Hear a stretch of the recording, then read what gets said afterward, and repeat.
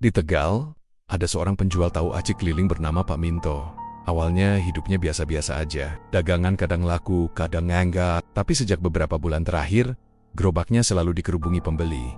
Bahkan dari luar kota. Tahu aci gurih banget, bikin nagih. Tapi ada yang aneh. Beberapa orang yang makan tahu aci itu bilang mereka suka mimpi buruk dan kehilangan ingatan. Sebelum lanjut ke ceritanya, jangan lupa subscribe channel Mystery Story, tekan tombol like jika kalian suka dengan ceritanya. Dan silakan tulis di komentar jam berapa dan dari kota mana Anda menonton, dan pastikan tonton sampai selesai karena setiap detiknya penuh misteri yang belum pernah terpecahkan.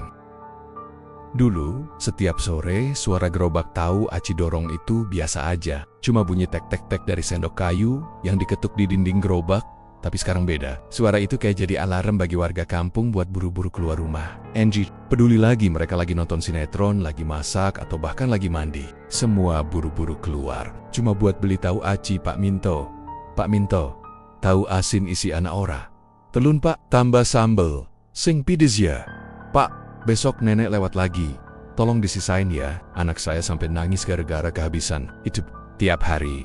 Gerobak biru tua Pak Minto selalu dikerubungi. Nggak pernah sepi. Bahkan kadang ada yang rela ngantri sampai 1 jam cuma buat kebagian sepiring tahu aci panas dengan cabai rawit dan sambal kacang khasnya. Aneh sih, tahu aci kan makanan biasa. Tegal juga penuh penjual tahu aci.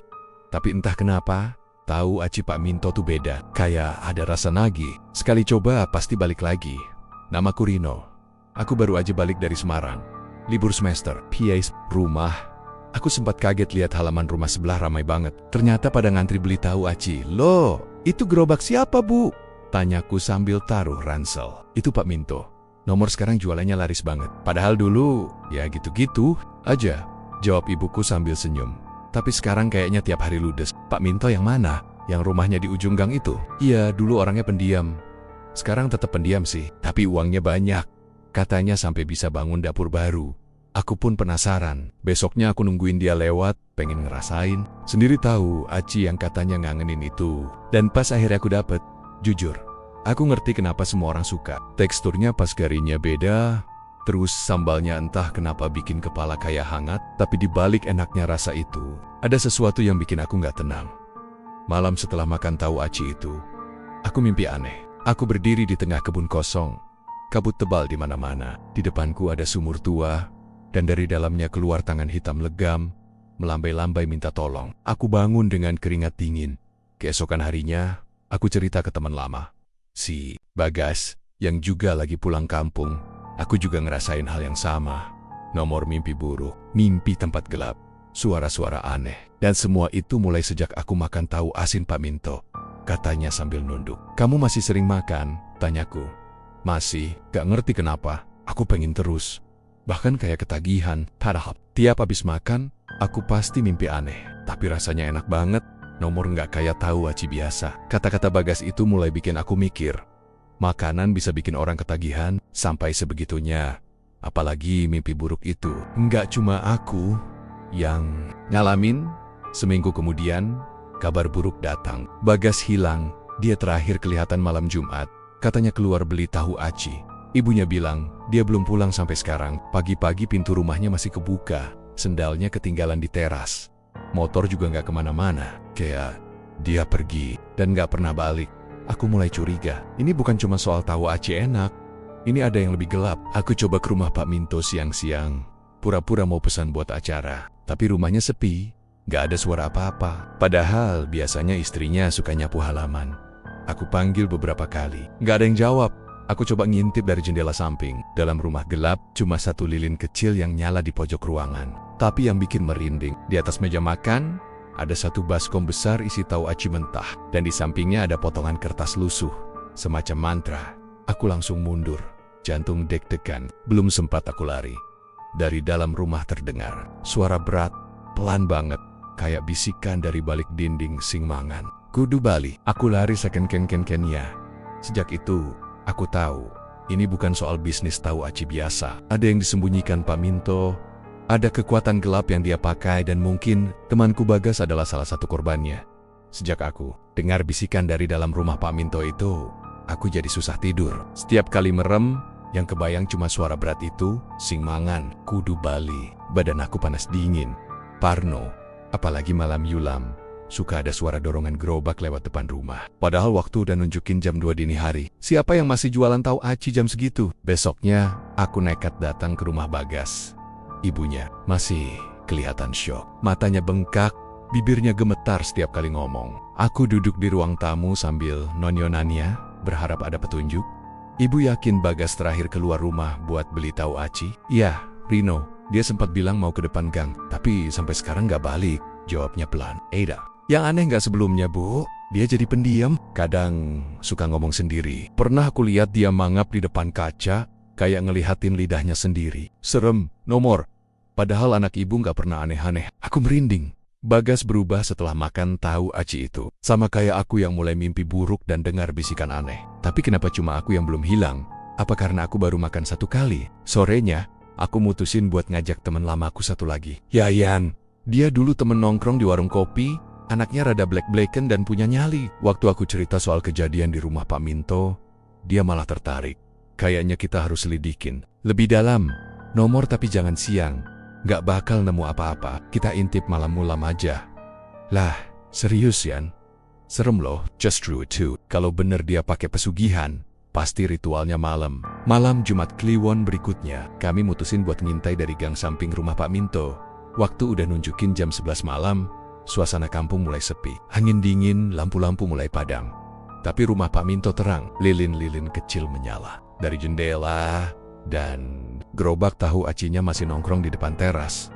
Aku dan Yayan sembunyi di balik pohon pisang. Agak jauh, tapi masih bisa ngelihat jelas kalau ada yang gerak di dalam. Dari sela-sela jendela, kami lihat Pak Minto lagi duduk di depan baskom besar. Bukan di dapur, tapi di ruang tamu.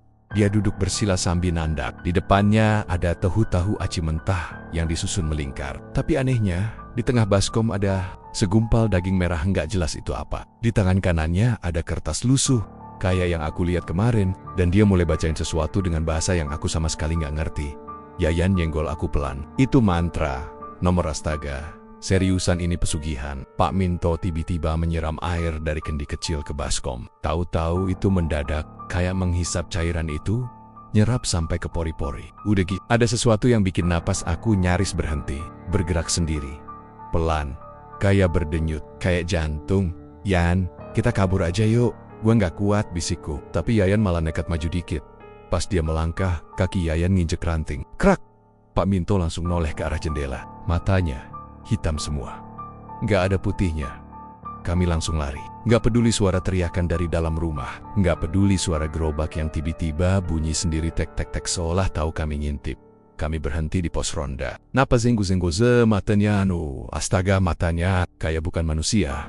Kata Yayan gemetar. Aku udah bilang ini bukan usaha biasa. Ini ada yang jaga. Tahu aci itu kayaknya ditumbalin. 3 hari setelah kejadian itu, satu kampung heboh. Ada kabar 2 anak SMA hilang setelah beli tahu aci malam-malam. Salah satunya teman adikku. Ibunya nemuin uang kembalian di teras, tapi anaknya nggak pernah masuk rumah. Aku makin yakin, ini bukan bisnis makanan biasa. Ini pesugihan. Aku mulai buka-buka internet, nyari info soal pesugihan lewat makanan, dan aku nemu sesuatu yang bikin bulu kuduk naik.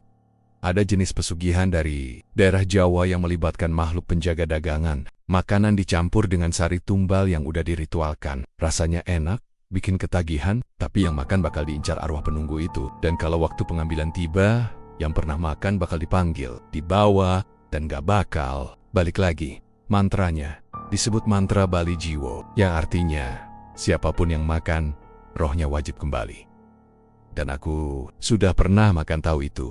Sejak malam, aku ngintip ritual aneh Pak Minto bareng Yayan. Hidupku nggak pernah tenang lagi. Aku kira, setelah tahu kebenarannya, semuanya bakal lebih gampang. Tinggal lapor warga, terus rame-rame datengin rumah Pak Minto, selesai urusan. Tapi kenyataannya nggak segampang itu. Justru makin kesini, aku ngerasa kayak terjebak dalam sesuatu yang jauh lebih besar dan lebih gelap. Malam setelah kejadian itu, aku nggak bisa tidur. Udah coba merem berkali-kali, muter lagu pengantar tidur, sampai baca ayat-ayat pendek segala, tapi mataku tetap terbuka lebar. Badanku dingin. Dan entah kenapa, dari luar jendela kamarku, aku dengar suara sendok diketuk pelan. Tek, tek, tek. Padahal aku tinggal di lantai 2. Jantungku berdetak makin cepat. Aku coba nengok perlahan ke arah jendela, dan aku lihat ada sesuatu berdiri di balik kaca. Nggak jelas, karena lampu kamarku mati, tapi siluetnya tinggi, kurus, dan mukanya kayak ditutup kain putih. Bukan Pak Minto, tapi kayak makhluk lain. Dia berdiri diam aja, ngeliatin ke arah dalam. Aku refleks tarik selimut, doa dalam hati, dan akhirnya pingsan entah jam berapa. Besok paginya, aku bangun dengan kepala berat. Tapi yang bikin aku tambah ngeri, di luar jendela ada bekas tangan basah, panjang, kurus, 3 jari. Aku langsung pergi ke rumah Yayan. Kupikir dia juga ngalamin hal yang sama. Tapi pas aku sampai sana, ibunya bilang Yayan sakit. Katanya sejak semalam, badannya panas tinggi. Terus, enggomong sendiri kayak orang kesurupan. Aku mau lihat, Bu, pintaku pelan. Ibunya ngangguk, tapi matanya penuh khawatir. Pas aku masuk ke kamar Yayan, aku langsung nahan napas. Dia lagi duduk di pojokan kamar. Punggungnya nempel tembok, matanya melotot. Tapi bukan melotot marah, melotot kosong. Tangannya gemetar, dan di bibirnya ada gumaman pelan berulang-ulang sing mangan. Kudu Bali, sing mangan. Kudu Bali yang... Ini aku, Rino. Kamu kenapa? Tanyaku sambil pelan mendekat. Tapi dia nggak jawab. Cuma terus ngulang mantra itu. Bibirnya bahkan mulai berdarah saking kering dan pecah-pecah. Badannya kurus drastis. Tangannya tinggal tulang dibungkus kulit. Astaga, Yan. Ini semua gara-gara kita lihat ritual itu ya. Aku nggak sanggup lama-lama di situ. Aku pamit ke ibunya dan buru-buru keluar. Sore itu, aku nyari info lagi soal mantra Bali Jiwo. Tapi nggak banyak artikel di internet. Yang aku temuin kebanyakan cuma cerita rakyat. Kisah-kisah mistis dari desa terpencil, dan sebagian besar mengarah ke satu kesimpulan. Mantra itu bukan cuma untuk pesugihan, tapi juga untuk mengikat jiwa siapapun yang pernah memakan sajian. Dari hasil ritual itu akan ditenda, bahkan kalau cuma sekali. Dan malamnya, kejadian makin gila. Waktu aku lagi di kamar, lampu tiba-tiba mati. Padahal daerahku nggak hujan, nggak ada pemadaman listrik. Gelap gulita. Aku pegang senter dari HP, terus turun ke lantai bawah. Tapi baru aja mau buka pintu kamar, aku dengar suara dari dapur. Ada yang nyeret-nyeret kaki, ceklek, suara lem dibuka, bruk, kayak sesuatu jatuh. Terus suara gerobak di dalam rumahku. Aku merinding sampai kaki rasanya beku. Aku pelan-pelan turun. Tapi baru sampai tangga ketiga, HP-ku mati total. Layarnya gelap, kayak kehabisan nyawa. Aku enggak bisa lihat apa-apa, tapi kupingku dengar jelas. Gerobak itu didorong pelan dari dapur ke arah ruang tamu. Tek, tek, tek, Rino. Aku dengar nama aku dipanggil. Suaranya berat, serak, kayak suara dari tenggorokan yang udah berkarat. Rino, kawis. Mangan, aku kabur ke atas, ngunci pintu kamar, dan langsung baca doa sekuat tenaga. Aku nggak tahu berapa lama aku bertahan dalam kamar. Tapi pas subuh tiba, suara itu menghilang. HP-ku nyala lagi, dan lampu kamar otomatis nyala, kayak nggak pernah terjadi apa-apa. Paginya aku cerita semua ke ibu, tapi ibu cuma mikir aku stres karena mikirin Bagas yang hilang. Aku nggak bisa nyalahin ibu juga, karena semua ini terlalu gila buat dipercaya. Tapi aku nggak bisa diem.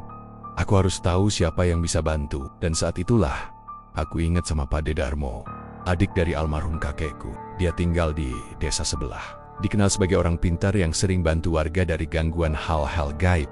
Aku naik motor langsung ke rumahnya. Untung beliau ada di rumah. Pak D, aku perlu bantuan. Aku rasa aku kena gangguan makhluk dari pesugihan. Kataku jujur. Pak D ngeliatin aku lama. Terus dia manggil aku masuk, duduk di ruang tamunya yang penuh bau kemenyan. Coba ceritakan semuanya, Rin, katanya. Setelah aku jelasin semuanya dari awal, wajah Pak D jadi tegang. Dia berdiri, ngambil tasbih besar dan sebuah kotak kayu kecil dari lemari. Taridel. Dia keluarin selembar kain kuning dan secari kertas bertuliskan aksara Jawa kuno. Kowe wis mangan panganan, sing wis dadi tumbal, jiwa kau wis kerekem. Makhluk sing lindungi dagangan kui, putu jatah, kowe salah siji calon korban, ucapnya lirih. Terus gimana, Pak De? Aku harus apa? Kowe kudu puasa mutih, telang dina, bar kui, aku bakal adu mantra karo penjaga kui. Tapi nenek kowe gagal, nyawamu dudu duekmu meneh. Aku setuju, apapun yang penting aku bisa bebas. Aku pulang dan mulai puasa mutih. Gak makan selain nasi putih dan air putih. Hari pertama masih kuat, tapi malam nia, mimpi-mimpi makin gila. Aku mimpi berdiri di jalan sepi. Di depanku ada gerobak tahu aci. Tapi semua tahu acinya merah, kayak daging mentah. Di balik gerobak, Pak Minto berdiri. Matanya hitam penuh, mulutnya sobek sampai ke pipi. Kowe durung bali, Rino, aku terbangun dengan keringat dingin, napas terengah. Tapi anehnya, aku ngerasa badanku lebih ringan, kayak ada sesuatu yang lepas. Hari kedua puasa, aku mulai sering lihat bayangan hitam melintas di pojok ruangan. Tapi aku tahan, terus baca doa, terus minta perlindungan. Hari ketiga, aku udah hampir nyerah. Tapi aku ingat Bagas, aku ingat Yayan, dan aku gak mau jadi korban berikutnya. Malam ketiga, Pak D datang ke rumah bawa kendi dan sesajen kecil. Dia taruh di ruang tengah, tepat tempat aku dengar suara gerobak muncul waktu itu. Dia mulai komat kamit, bacain doa panjang. Lalu, tiba-tiba angin dingin masuk ke dalam rumah. Gorden bergetar, lilin padam, dan gerobak itu muncul. Di ruang tamu dari entah mana, tahu aci di atasnya berdarah. Beneran berdarah, dan di belakang gerobak muncul sosok tinggi besar. Hitam legam, matanya merah, mulutnya terbuka lebar kayak Sumeka wis mangen. Pak D berdiri ngangkat tangannya. Reno wis nyuseni awake. Koe orang duwe hak maneh, bentaknya. Makhluk itu melengking, suaranya bikin telinga nyaris pecah. Tapi Pak D terus baca mantra. Sampai akhirnya, makhluk itu terbakar api tak terlihat, meleleh jadi cairan hitam. Gerobaknya ikut hancur, lenyap. Dalam sekejap, setelah itu rumahku tenang. Mimpi-mimpi buruk berhenti, bayangan-bayangan hilang. Tapi hidup Pak Minto. Besok paginya, warga geger. Rumah Pak Minto kebakar habis. Nggak ada yang bisa diselamatin. Nggak ada yang tahu apa penyebabnya. Tapi yang ini, di puing-puing rumahnya, polisi nemuin gerobak tahu aci yang masih utuh. Ada tulang belulang kecil, kayak jari manusia. Dan sejak hari itu, nggak ada lagi yang jual tahu aci malam-mulam di kampungku. 3 hari setelah rumah Pak Minto terbakar, suasana kampung jadi sepi. Biasanya sore-sore anak-anak main sepeda, ibu-ibu ngerumpi di depan rumah, dan suara gerobak dorong jadi musik pengiring menjelang maghrib. Tapi sekarang sunyi, bahkan burung pun kayak males nge-tweet. Semua orang kayak hidup dalam sisa-sisa ketakutan.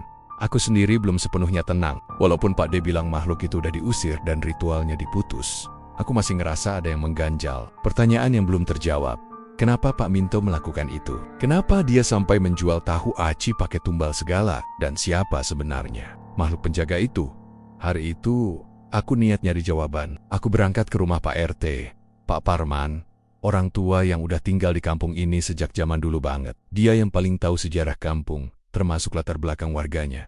Pas aku sampai, beliau lagi duduk santai di teras sambil ngelus kucing oranye peliharaannya. Assalamualaikum, Pak RT. Waalaikumsalam. Yo, Cino, ada apalah? Aku mau tanya soal Pak Minto.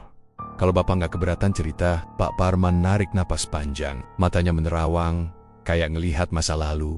Pak Minto itu dulunya orang baik, biasa aja, pendiam, rajin kerja. Dia dulunya buruh di pabrik tahu aci yang udah bangkrut itu, yang di ujung kampung. Terus, kenapa bisa berubah, Pak?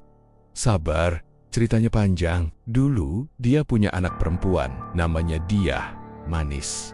Anak pinter juga, tapi waktu usia 7 tahun, dia jatuh sakit. Panas tinggi, dokter angkat tangan, rumah sakit bilang udah nggak bisa diselamatkan. Aku diam dengerin dengan seksama. Waktu itu Pak Aceh Minto frustasi. Katanya dia sempat pergi ke lereng Gunung Slamet, nyari orang pinter. Waktu balik, dia berubah. Diamnya makin jadi, tapi anaknya sembuh. Nggak lama setelah itu, dia mulai dagang tahu aci keliling. Dan entah kenapa, dalam hitungan bulan, dagangannya langsung meledak. Aku mulai merinding. Jadi waktu itu belum ada yang curiga. Belum. Tapi ada kejadian aneh. Setiap malam Jumat Kliwon, selalu ada yang hilang. Kadang kambing, kadang ayam. Tapi pernah juga anak kecil. Katanya kabur dari rumah. Warga pikir itu kebetulan. Tapi sekerong, setelah kejadian rumahnya kebakar dan kamu cerita semua ke aku, yakin. Sejak itu dia udah mulai jalanin pesugihan. Aku menelan ludah. Jadi semuanya berawal dari usaha menyelamatkan anak? Apa dia masih ada, Pak? Pak RT geleng pelan. Nggak ada yang tahu pasti. Tapi sekitar 4 tahun lalu, Pak Minto bilang anaknya sekolah di luar kota. Tapi nggak pernah ada kabar. Nggak ada yang lihat dia pamit. Sejak itu, rumahnya sepi. Dia tinggal sama istrinya doang. Tapi anehnya, istrinya juga nggak pernah kedengaran suaranya. Aku pamit dari rumah Pak RT dengan pikiran kacau. Kalau benar anaknya sembuh karena bantuan makhluk halus, lalu menghilang setelah itu, apa mungkin dia adalah tumbal pertama? Aku butuh kepastian. Satu-satunya tempat yang mungkin bisa kasih jawaban adalah rumah Pak Minto sendiri. Walaupun udah hangus terbakar, tapi aku yakin masih ada jejak yang bisa aku temukan. Maka malam itu, aku nekat masuk ke rumahnya. Jam 11 malam, Aku datang sendirian. Nggak bawa senter, cuma bermodalkan flashlight dari HP dan doa seadanya. Bau gosong masih nyisa di udara. Puing-puing berserakan. Tapi anehnya, udara di sekitar rumah itu dingin banget. Enggak, kayak bukan udara biasa. Aku nyusuri ruang tamu yang udah jadi arang. Lantai hitam, tembok bolong. Tapi pas aku melangkah ke arah dapur, aku lihat satu pintu besi kecil di lantai, semacam ruang bawah tanah. Perasaan langsung gak enak, tapi aku buka juga pintunya. Tangga sempit mengarah ke ruangan kecil bawah tanah. Dan di sanalah aku nemu sesuatu yang bikin lututku lemes. Ada meja altar kecil, lengkap dengan lilin-lilin, sesajen, foto-foto wajah manusia yang ditempel di dinding. Ada anak-anak, orang dewasa, bahkan ada foto Bagas dan Yayan. Foto-foto itu disematkan dengan paku hitam kecil, dan di bawahnya ada catatan nama lengkap dan tanggal. Ini catatan tumbal. Tapi ada satu hal lagi yang lebih bikin dada sesak. Foto paling besar di altar itu adalah foto Diah. Anak perempuan kecil berwajah manis, senyum cerah, tapi matanya kosong. Di bawah fotonya tertulis, Diah Minto, tumbal awal pengikat jiwa utama. Astagfirullah. Aku hampir jatuh. Anaknya sendiri dijadiin tumbal utama. Itu kenapa makhluk penjaga dagangan Pak Minto begitu kuat, karena dia menyerahkan darah dagingnya sendiri. Aku buru-buru keluar dari ruang bawah tanah. Tapi baru sampai tangga atas, aku dengar suara langkah. Pelan, berat. 1, 2, 3. Aku nyalain flashlight. Nggak ada siapa-siapa. Tapi langkahnya makin dekat. Lalu, muncul sosok itu. Bukan makhluk hitam tinggi seperti sebelumnya. Tapi, ini sosok perempuan kecil. Dia wajahnya pucat, matanya kosong, tapi senyumnya lembut. Dia berdiri di ujung lorong dan berkata, Om Rino, makasih udah datang. Aku nggak bisa ngomong, lidahku kaku. Aku udah lama pengen bebas, tapi Papa terus manggil aku balik. Setiap kali ada tumbal baru, aku harus terima. Dia maju pelan, dan tubuhnya mulai berubah. Dari anak kecil manis, jadi sosok hitam menyeramkan. Tapi kemudian, kembali lagi ke bentuk Diah kecil. Om Rino, tolong aku. Aku sadar, dia bukan makhluk jahat. Dia korban, arwahnya dijadikan pengikat utama ritual pesugihan. Dan selama belum dilepaskan, dia akan terus jadi bagian dari perjanjian berdarah itu. Aku keluar dari rumah Pak Minto secepat mungkin dan langsung ke rumah Pak D. Jam 2 pagi, aku gedor rumahnya. Pak D, tolong. Aku nemu arwah anak kecil di rumah Pak Minto. Dia tumbal utama. Pak D langsung keluar, masih pakai sarung. Wajahnya langsung serius. Aku tahu ini belum selesai. Besoknya, kami ke rumah bekas Pak Minto lagi. Kali ini bawa perlengkapan lengkap. Pak D bawa kendi, berisi air doa, dupa, bunga setaman, dan selembar kain kafan. Kami masuk ke ruang bawah tanah. Pak D mulai ritual pelepasan arwah. Di tengga doa-doa yang dibacakan, ruangan mulai bergetar. Lilin padam sendiri. Dan dari pojok ruangan, sosok Diah muncul lagi. Tapi kali ini, dia nggak sendiri. Di belakangnya, muncul bayangan-bayangan hitam. Puluhan. Mungkin mereka semua adalah jiwa-jiwa korban pesugihan. Pak D tak gentar. Dia bacakan doa dengan suara lantang. Dan satu persatu bayangan itu mulai memudar. Dia nangis pelan, tapi kemudian dia tersenyum. Untuk terakhir kalinya, lalu tubuhnya bersinar lembut dan lenyap dalam cahaya. Ritual selesai. Perjanjian terputus. Jiwa-jiwa bebas. Dan akhirnya, arwah Diah tidak lagi jadi penjaga tahu aci yang mematikan itu. Setelah semua kejadian itu, kampung kami perlahan kembali seperti biasa. Tapi tak ada lagi yang berani jualan tahu aci malam-malam. Gerobak Pak Minto disita polisi dan jadi barang bukti. Tapi beberapa minggu kemudian, kabarnya hilang entah kemana. Bahkan gudang penyimpanan barang bukti pun nggak bisa jelasin kehilangannya. Aku nggak lagi mimpi buruk. Yayan pelan-pelan sembuh, walaupun masih trauma. Dan aku mulai belajar satu hal penting. Kadang, cinta bisa bikin seseorang jadi buta, bahkan sampai rela ngorbanin jiwa yang paling berharga. Dan malam itu, untuk pertama kalinya dalam hidupku, aku sadar gak semua tahu aci layak untuk dicicipi. Sudah lebih dari 2 minggu sejak ritual pelepasan arwah di rumah Pak Minto. Desa tempatku tinggal perlahan kembali seperti biasa. Anak-anak kembali bermain layangan, ibu-ibu duduk di teras sambil ngupas bawang, dan bapak-bapak nongkrong lagi di pos ronda sambil ngelawak. Kehidupan kampung yang dulu seperti tenggelam dalam ketakutan, kini kembali berdenyut. Tapi bagiku, semuanya belum benar-benar selesai. Aku masih sering kepikiran soal gerobak tahu aci itu, yang, menurut kabar, hilang dari kantor polisi secara misterius. Aku sempat tanya langsung ke Pak Roni, petugas yang dulu ikut ke tempat kejadian perkara waktu rumah Pak Minto terbakar. Gerobaknya hilang, nomor kita taruh di gudang belakang polsek. Malamnya masih ada, tapi besok pagi hilang, nggak ada jejak. Gembok gudang utuh, CCTV nggak nyala, kayak hilang begitu aja. Katanya sambil geling-geling kepala, kata Pak Roni. Mereka sempat anggap itu ulah pencuri, tapi gerobak rusak, gosong, dan bekas ritual gitu. Siapa juga yang mau nyuri? Dari situ, aku mulai merasa ini belum selesai. Aku coba lupain, kembali ke aktivitas biasa. Tapi suatu malam, aku dikagetkan pesan dari temanku di WhatsApp Rika, teman kuliahku di Semarang. Rika, nomor, lo tinggal di Tegal kan Rino? Iya kenapa? Rika di sini Ungaran, ada yang jualan tahu aci keliling.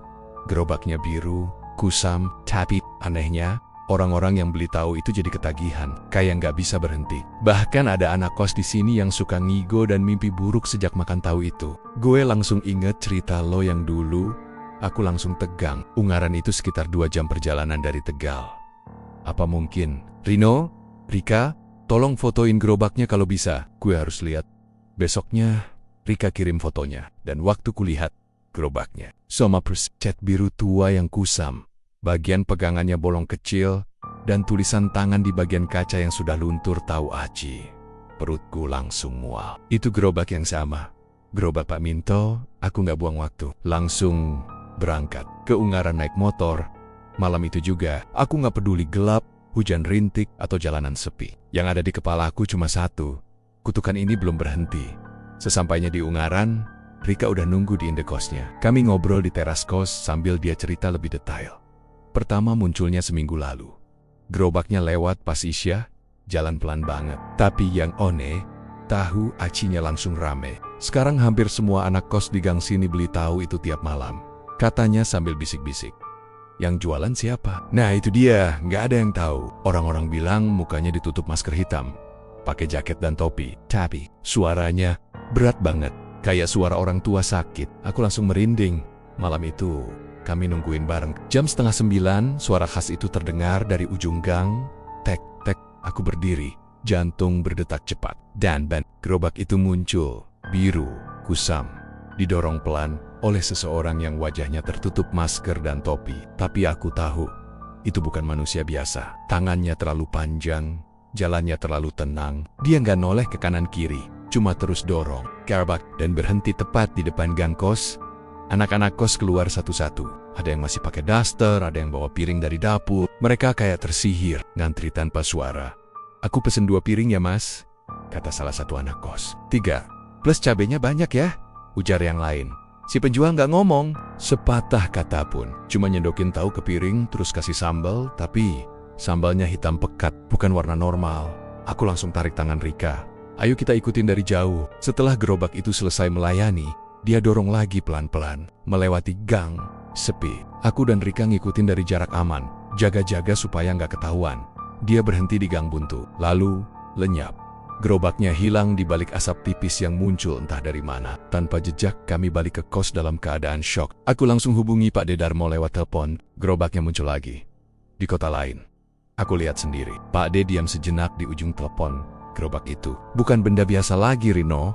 Setelah perjanjian utama putus, dia jadi wadah dari sisa kutukan. Selama belum disegel, dia bakal nyari korban baru. Dan dia bisa muncul di mana aja, kayak makhluk liar tanpa majikan. Bahaya, nomor lebih bahaya dari sebelumnya. Aku nelen ludah, terus kita harus gimana? Kowe kudu ngelacak gerobak itu. Tangkap waktu dia aktif, dan aku bakal dateng bawain segel.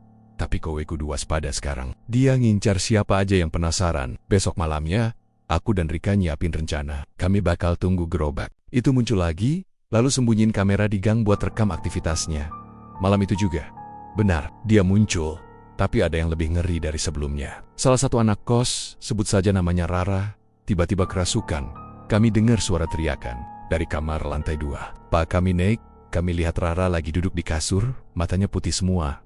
Dan dia ngomong dengan suara berat. Kau wis manggan ... Saiki, ada yang pingsan. Aku langsung ambil air wudhu dan bacain ayat kursi. Tapi Rara malah tertawa keras. Suaranya gak kayak manusiaku. Penjaga gerobak iki, jiwa-jiwa anyar bakal tak jupuk, darah keluar dari hidungnya. Tubuhnya gemetar hebat. Aku terus bacain doa sampai dia jatuh pingsan. Tapi sebelum itu, dia sempat ngomong satu kalimat terakhir dengan suara kecil, "Panggonanku, panggonan Pak Minto lawas." Gudang pabrik. Aku langsung sadar. Gudang pabrik tahu aci tempat Pak Minto dulu kerja. Malam itu juga aku pergi ke sana. Rika nggak aku ajak. Terlalu bahaya. Aku nyetir sendirian, masuk ke daerah pabrik tua yang udah bertahan-tahan gak dipakai. Bangunannya gelap, jendela pecah, dan atapnya sebagian bolong. Tapi di dalamnya aku lihat gerobak itu berdiri sendiri, tanpa siapa-siapa. Cuma gerobak di tengah ruangan, tapi tahu-tahunya masih utuh, panas. Kayak baru digoreng. Aku pelan-pelan masuk, dan dari sudut ruangan muncul asap tipis dan makhluk itu muncul lagi. Kali ini bentuknya campuran, bagian atas manusia, bagian bawah hitam mengerikan. Matanya menyala merah, dan di tangannya dia bawa tusuk sate berlumur darah.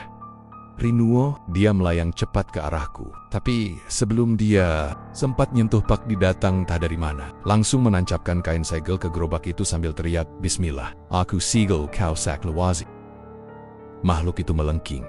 Gerobak berguncang hebat. Api muncul dari bawah tanah, tapi segel itu mulai menyala. Menyerap cahaya, makhluk itu masuk ke dalam gerobak.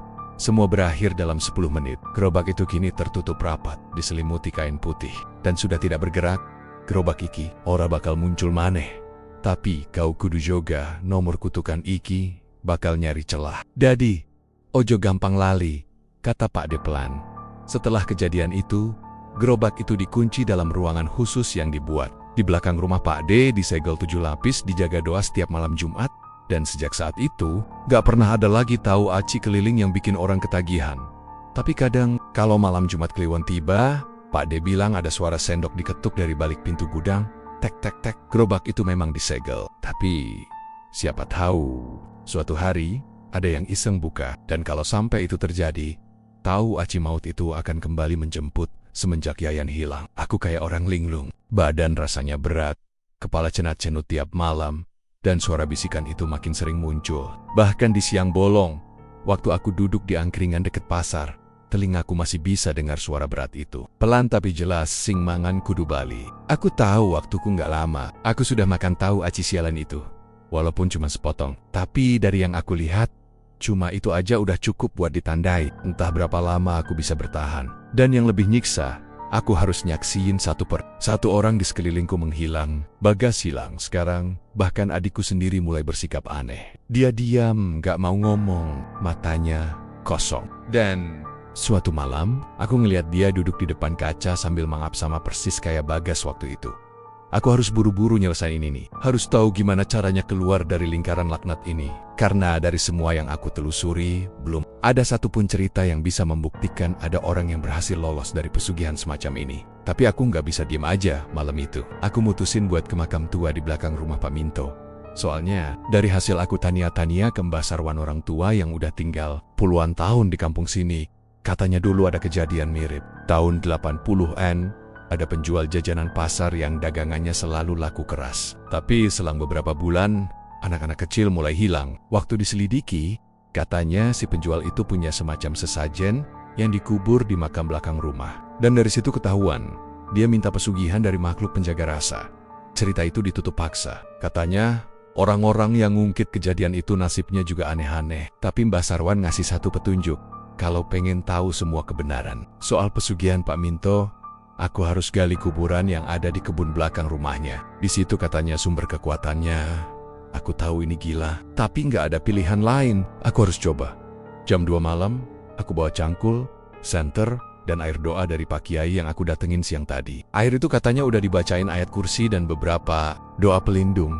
Aku juga dikasih daun kelor. Katanya, kalau nanti aku nemu sesuatu yang bergerak aneh, taburkan daun itu, aku masuk lewat jalan belakang. Beberapa kali hampir kepleset karena rumput basah dan tanah becek. Sampai akhirnya aku lihat area kosong yang ditutupi pohon pisang dan semak-semak tinggi. Di tengah-tengahnya ada satu batu nisan tanpa nama. Nggak ada tulisan, nggak ada tanggal, cuma batu ditancap ke tanah. Tapi auranya beda. Aku dekati pelan-pelan. Udara langsung berasa lebih dingin. Bahkan uap napasku keluar kayak kabut. Bulu kuduk langsung meremang semua. Tanganku gemeter pas mulai cangkul tanahnya. Sret, sret. Baru 5 kali ayunan, cangkulku bunyi dok, kayak kena sesuatu yang keras. Aku bersihin tanahnya pakai tangan. Napasku langsung berhenti. Di bawah batu nisan itu ada peti kayu kecil, warna hitam, dipenuhi tulisan Jawa kuno yang udah pudar. Tapi yang paling bikin jantungku berdetak kencang, dari celah peti itu keluar cairan merah gelap entah darah atau apa. Pelan-pelan aku angkat penutupnya. Bau busuk langsung nyembur keluar. Amos dan Nine, di dalam peti ada tumpukan tahu aci. Kering, udah berjamur. Tapi di tengahnya, ada satu benda mencolok. Lidah manusia. Masih segar, kayak baru dipotong. Aku langsung mundur mau muntah. Tapi sebelum aku bisa ngeluarin suara, tanah di sekelilingku mulai bergetar. Daun pisang bergerak sendiri. Dan dari balik pohon, muncul sosok tinggi besar hitam. Matanya merah. Dan lidahnya panjang menjulur sampai ke dada.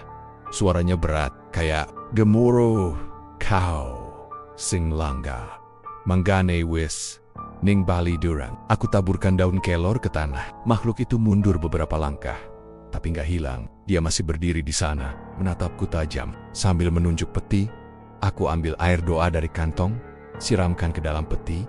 Tiba-tiba peti itu kebakar sendiri. Api biru menyala, tahu-tahu itu meleleh, dan suara jeritan keras menggema dari segala arah. Bikin telingaku sakit.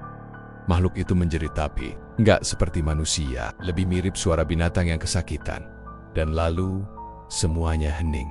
Aku duduk lemas di tanah. Nafasku enjeu-senggosan, tapi dalam hati aku bersyukur. Aku pikir semua udah selesai, tapi ternyata belum. Besok paginya, aku pulang dalam keadaan badan lemas. Baru aja mau istirahat, aku dengar suara ketukan pintu. Pelan, ritmenya aneh. Aku buka pelan-pelan. Dan di depan pintu, berdiri Yayan, tapi wajahnya pucat, matanya kosong, bibirnya sobek seperti habis digunting, dan di lehernya tergantung kantung, plastik kecil, berisi tahu aci. Dia nggak ngomong apa-apa, cuma nyodorin plastik itu ke aku. Aku disuruh balik, buat ngasih. Ini, katanya pelan, kayak nggak punya tenaga. Aku mundur Yayan, lo kenapa? Lu di mana aja? Di tempat gelap, dingin, penuh suara tangisan. Banyak orang di sana no. Semuanya nyari jalan pulang. Tapi aku bisa keluar cuma buat kasih ini ke lo. Aku nggak ngerti. Tapi aku tahu aci itu bukan sembarang makanan. Itu udah kayak perangkap. Aku coba nyuruh dia masuk. Tapi pas aku balik badan, Yayan udah nggak ada, hilang. Seolah nggak pernah ada di situ. Plastik. Tahu aci itu masih di depan pintu. Aku ambil. Niatnya mau kubuang. Tapi baru aja aku angkat, dari dalam tahu itu keluar lidah kecil. Menjulur pelan, dan ada mata mungil yang ngintip dari dalam gorengan itu. Aku langsung teriak dan lempar itu sejauh mungkin. Dan malamnya, adikku hilang, aku nyaris gila. Aku udah gali makam itu. Aku udah bakar isi petinya. Tapi kenapa semua ini belum selesai? Besok paginya, aku datengin Pak Kiai. Aku ceritain semuanya. Dia cuma diem sambil gerek-gerek jenggot. Terus dia bilang sesuatu yang bikin aku makin takut. Kamu udah buka makamnya, tapi belum nutup perjanjiannya. Perjanjian? Ya, tahu aci itu bukan cuma alat, it's a symbol. Perjanjian antara si manusia dan makhluk penjaga rasa. Kalau udah dimulai, cuma bisa ditutup sama yang bikin perjanjian awal. Pak Minto. Dia angguk pelan. Kalau dia belum mencabut perjanjiannya sendiri, maka kamu dan siapapun yang pernah makan akan terus dikejar. Aku lemas. Jadi selama ini yang bisa nyelamatin semua cuma Pak Minto sendiri. Tapi Pak Minto udah nggak pernah kelihatan lagi sejak malam Yayan hilang. 1 minggu kemudian, aku dapat kabar dari warga. Ada bau busuk menyengat dari rumah Pak Minto. Pintu depan tertutup rapat, tapi jendela terbuka sedikit. Dan dari celah itu, warga lihat mayat. Aku ikut masuk bareng beberapa orang. Dan benar, tubuh Pak Minto tergeletak di ruang tengah. Matanya terbuka, lidahnya keluar di sekeliling tubuhnya. Penuh tahu aci, tapi bukan tahu biasa. Semuanya berlendir, berdenyut, dan beberapa masih bergerak. Pak Minto akhirnya jadi tumbal. Tapi sebelum aku bisa lega, aku lihat sesuatu di dinding belakang rumahnya. Tulisan besar, dicoret pakai darah, Singmangan, Kudu Bali, dan tiba-tiba aku ngerasa perutku panas, sakit bang. Kayak ada yang gerayangi isi perutku dari dalam. Aku jatuh tersungkur. Dan di ujung lorong rumah itu, aku lihat bayangan hitam besar dengan mata merah menyala. Mentekok, pelen-pelen. Sudah 3 hari sejak aku melihat Pak Minto terakhir kali. Gerobaknya masih ada di teras rumahnya. Tapi rumah itu sepi, gelap, nggak ada suara, nggak ada tanda-tanda kehidupan. Seolah rumah itu cuma jadi cangkang kosong, ditinggal penghuninya yang udah bukan manusia lagi. Aku masih belum bisa lupa malam di hutan itu. Teriakan Yayan, darah, sosok hitam yang keluar dari tubuh Pak Minto. tahu aci yang tiba-tiba menggeliat kayak daging hidup. Dan suara-suara dari balik pepohonan. Suara mereka yang udah jadi tumbal, yang minta tolong tapi nggak bisa kembali. Aku kabur waktu itu, lari tanpa mikir, sempat pingsan di pinggir jalan. Baru sadar pagi-pagi di rumah warga. Untungnya, mereka baik hati, tapi mereka juga nggak percaya cerita yang aku bawa. Ah, kamu mimpi, nak. Mana ada tahu aci bisa narik nyawa orang. Sampai sekarang, orang-orang masih nganggep semua itu cuma gosip kampung. Pak Minto disebut-sebut pindah kota. Katanya dagangannya makin laris di luar kota. Ada yang bilang dia sekarang buka cabang di Semarang. Ada juga yang bilang dia buka gerobak di rest area tol. Dan pembelinya panjang kayak ular, tapi aku tahu. Itu bukan sekadar dagang tahu.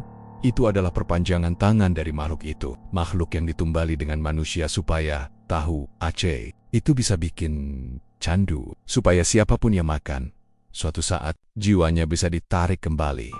Sejak hari itu, aku hidup berpindah-pindah, nggak pernah tinggal di satu tempat lebih dari seminggu.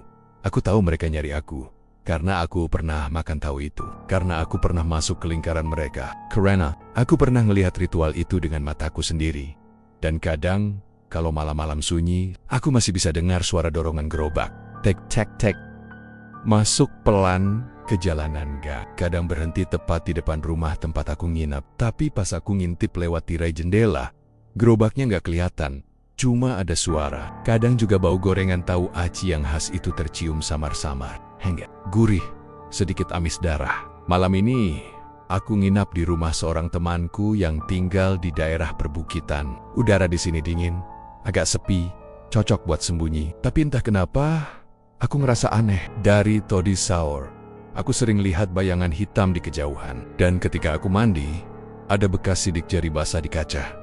Aku tahu mereka sudah dekat lagi. Aku masuk kamar, kunci pintu. Aku duduk di lantai, peluk lutut. Badanku gemetaran. Tapi kali ini, aku nggak mau kabur. Aku harus nyelesain ini. Harus menghentikan semuanya. Harus memutus ikatan antara manusia dengan makhluk pesugihan itu. Aku buka tas kecilku. Di dalamnya masih ada sisa tahu aci yang waktu itu sempat aku selamatkan dari rumah Pak Minto. Udah keras, tapi warnanya masih sama. Dan bentuknya masih sedikit bergerak kalau aku perhatiin lama-lama. Kayak masih hidup, masih mengandung energi itu. Aku tahu, selama tahu ini masih ada, ikatan itu nggak bakal putus. Mereka bisa terus datang, nggak cuma ke aku, tapi juga ke orang-orang yang pernah beli dan makan tahu itu. Aku harus musnahkan ini, tapi nggak bisa sembarangan. Harus pakai ritual, harus balik ke tempat semuanya dimulai. Hutan di belakang rumah Pak Minto, jam 3 dini hari. Aku berdiri sendirian di pinggir hutan itu. Kabut tipis melayang di antara pepohonan. Tanahnya becek, berbau busuk. Angin berhembus pelan, membawa suara bisikan. Sing mangan, kudu bali. Aku buka kertas lusuh yang dulu sempat aku curi dari rumah Pak Minto. Di situ ada mantra, ditulis pakai huruf Jawa kuno. Tapi aku sudah minta bantuan seorang kiai buat nerjemahin. Katanya, ini bukan mantra pemanggil, tapi bisa dibalik jadi penutup. Tapi harus dibacain di tempat ritual pertama dilakukan, dan harus ada tumbal balik. Tumbal balik itu artinya tahu aci terakhir. Aku taruh tahu aci itu di atas batu datar, tepat di tengah area hutan. Aku kelilingi pakai lilin, bukan lilin biasa, tapi lilin yang udah aku celupin air kembang setaman dan darah ayam hitam. Persis seperti yang ditulis di catatan Kiai Roji. Tanganku gemetar waktu mulai bacain mantra. Angin langsung bertiup kencang. Pohon-pohon melenguh, bergoyang. Beberapa padam sendiri tahu aci itu. Mulai menggeliat, retak-retak, dan dari dalamnya keluar uap hitam yang meliuk ke atas, kayak asap hidup Rinuo. Aku tersentak. Itu suara Yayan. Rino, tolongin gue dingin. Aku nengok ke kanan. Di antara pohon, berdiri sesosok tubuh kurus berlumuran darah. Matanya kosong, mulutnya senyum, tapi sedih. Yayan, aku hampir lari. Tapi aku tahan. Itu bukan Yayan, itu cuma bayangan, gumamku. Aku harus kuat. Aku terus baca mantra. Dan kedik, bait terakhir selesai, langit langsung bergetar. Petir menyambar. Angin berhenti total, dan tahu aci itu meledak kecil. Isinya keluar. Cairan hitam menyebar di tanah. Suara jeritan terdengar dari dalam bumi. Kayak banyak orang kesakitan. Aku jatuh terduduk, badan lemas. Tapi aku tahu, aku berhasil. Aku berhasil nutup gerbang itu. Angie, akan ada lagi tahu aci yang bisa narik jiwa. Nggak akan ada lagi yang hilang cuma karena lapar tengah malam. 2 minggu setelah ritual itu, aku kembali ke Tegal. Aku sempat mampir ke rumah Pak Minto. Masih kosong. Tapi kali ini, rasanya benar-benar mati. Nggak ada aura gelap, nggak ada bau amis. Cuma rumah tua yang ditinggal penghuninya. Orang-orang mulai lupa. Gerobak tahu aci mulai ada lagi. Tapi udah biasa aja rasanya. Nggak ada yang aneh. Makin bebek. Orang udah lupa nama Pak Minto. Tapi aku nggak akan pernah lupa. Karena sampai sekarang, kadang aku masih mimpin dia. Berdiri di belakang gerobaknya, senyum ke arahku. Di tangannya, tahu aci masih mengepul. Dan di sampingnya, Yayan berdiri. Diam, menunduk. Dan dari mulut Yayan, keluar suara lirih. Kamu pikir ini udah selesai? Dan aku terbangun, keringat dingin, jantung berdetak cepat. Karena di luar jendela kamarku, samar-samar, aku masih bisa cium bau itu. Gurih, hangat, dan amis darah. Cerita ini mengangkat sisi gelap dari ambisi manusia yang rela menukar nurani dan nyawa demi kekayaan. Dalam balutan kisah sederhana tentang penjual tahu aci, tersembunyi rahasia pesugihan yang menyeramkan. Dari luar, rasanya gurih dan bikin nagih. Tapi, siapa sangka, di balik kelezatan itu tersimpan tambal-tambal manusia. Pesugihan penjual tahu aci di Tegal bukan sekadar cerita horor, tapi juga pengingat, jangan pernah tergiur dengan kenikmatan yang terlalu instan. Karena bisa jadi, kamu sedang menggigit bagian dari perjanjian dengan iblis. Terima kasih sudah mengikuti cerita ini sampai akhir. Hati-hati kalau malam-malam kamu dengar suara gerobak lewat depan rumah. Dan kalau kamu cium bau tahu aci yang terlalu harum, jangan buru-buru keluar. Siapa tahu, itu bukan penjual biasa. Karena satu gigitan bisa jadi pintu menuju neraka. Terima kasih sudah menonton channel Mystery Story. Terus dukung channel ini dengan cara komen, like, share, dan subscribe. Mohon maaf jika ada kesamaan nama tokoh, tempat kejadian ataupun cerita, itu adalah kebetulan semata.